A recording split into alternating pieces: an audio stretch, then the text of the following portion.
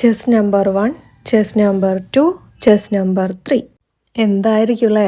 നമുക്ക് பார்க்கலாம். അപ്പോൾ നമുക്ക് ഇന്നത്തെ ഓർഡർ എന്ന് പറയുന്നത് സ്പെഷ്യൽ ഓർഡറാണ് കേട്ടോ. കസ്റ്റമർ കേക്കിന്റെ ഓർഡർ പറഞ്ഞപ്പം ഇത്രയും വലിയൊരു സീക്രട്ട് അതിൻ്റെ ഉള്ളിൽ ഒളിഞ്ഞു കിടക്കുന്നുണ്ട് എന്ന് ഞാൻ പോലും അറിഞ്ഞിട്ടുണ്ടായിരുന്നില്ല. അപ്പോൾ സീക്രട്ട് എന്താണെന്ന് അറിയണ്ടേ?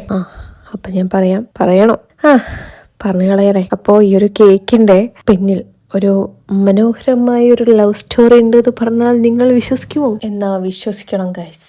ഈ ഒരു കേക്കിന്റെ ഓർഡർ വന്നപ്പം ആള് നമുക്കൊരു 3 പിക്സ് ആയിരുന്നു അയച്ചാന്നുണ്ടായിരുന്നത്. അപ്പൊ ഞാൻ വിചാരിച്ചത് 3 കൂടി വെക്കണോ, 1 വെച്ചാ പോരെ എന്ന് ഞാൻ ചോദിച്ചു കസ്റ്റമറോട്. അപ്പൊ കസ്റ്റമർ പറഞ്ഞത് കേട്ടപ്പോൾ ഞാൻ തന്നെ ഞെട്ടിപ്പോയിട്ടോ.